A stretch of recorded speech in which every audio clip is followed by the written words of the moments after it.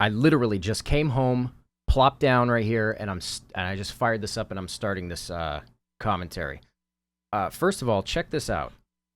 You'll see me doing my typical startup, and then at some point in the middle of it, you'll see it go away, and then I restart. And the reason why is because every time that I start a new project, I forget how to draw.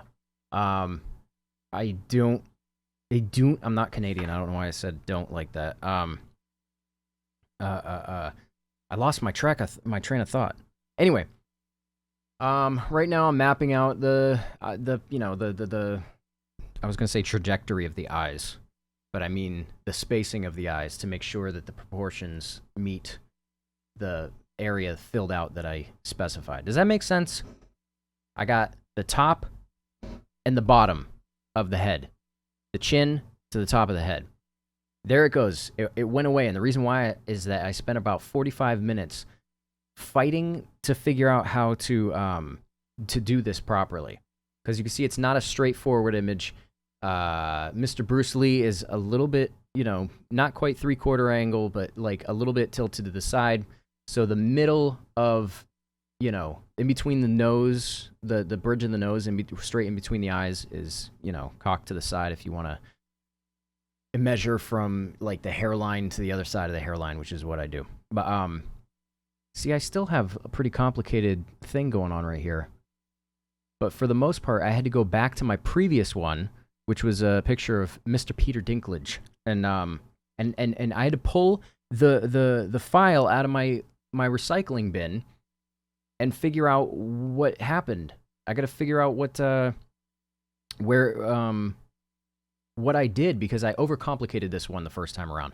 Way overcomplicated it to the point where, and when I say overcomplicate, I'm talking about mapping out the distance. Something feels cheap to me when you pull the ruler out and you're pulling a calculator out.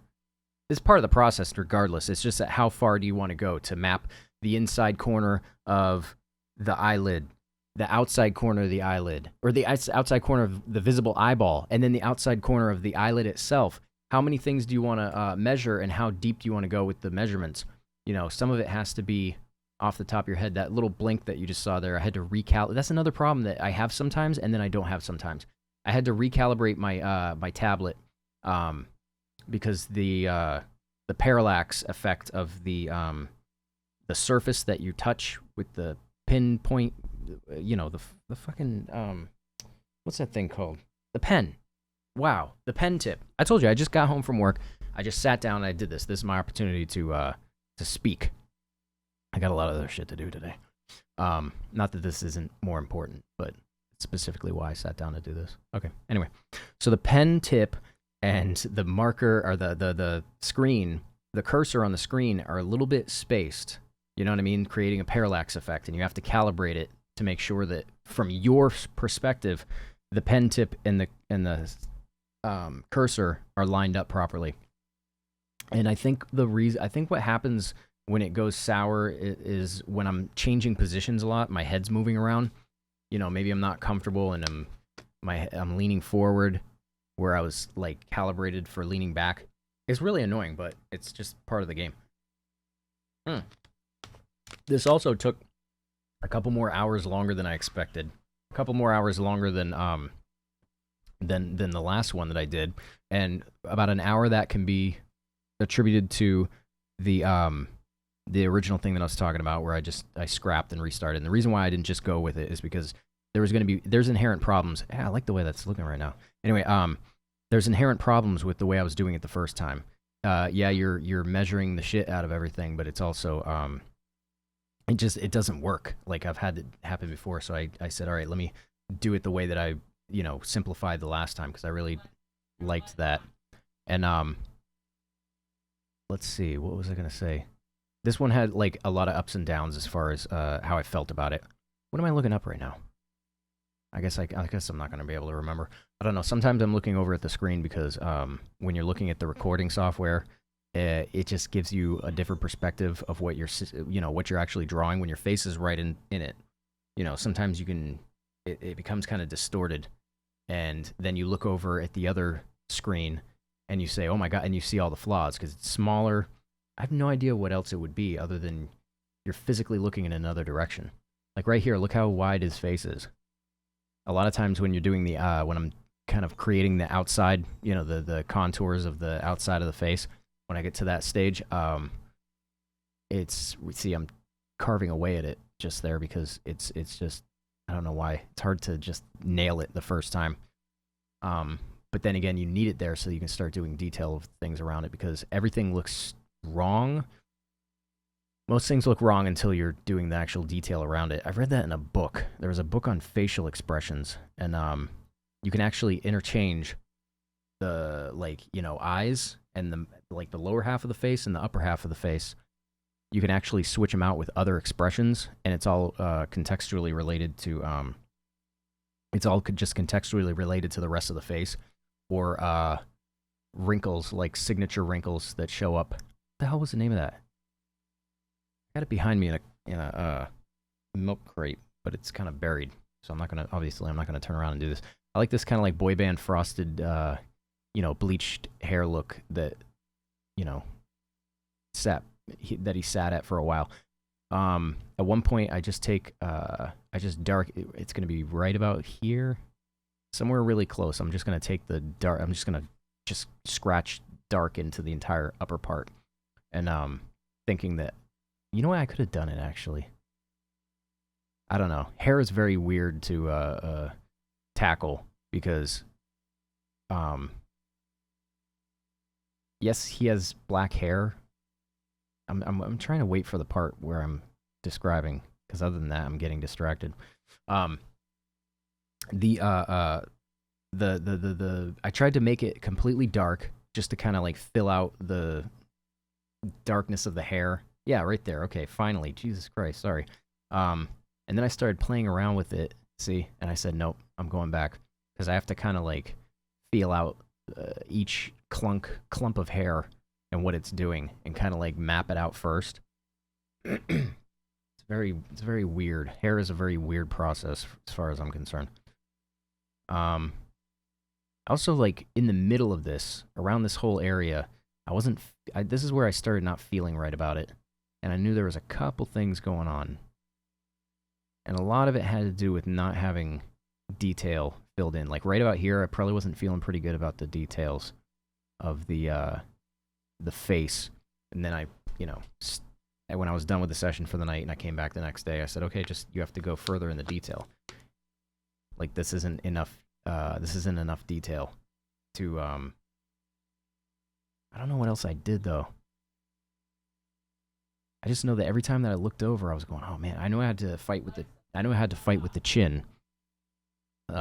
Because it was a little too, like, not even, like, barely too long.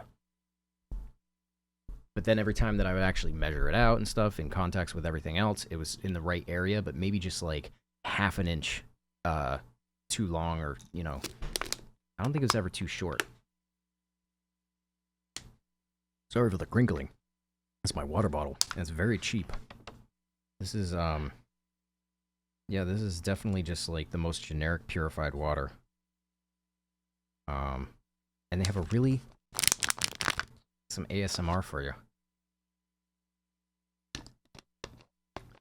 Now what's going on? And it helped when I got the hair straightened out, as far as like I remember the forehead was bare for a long time. And it's starting to come together now.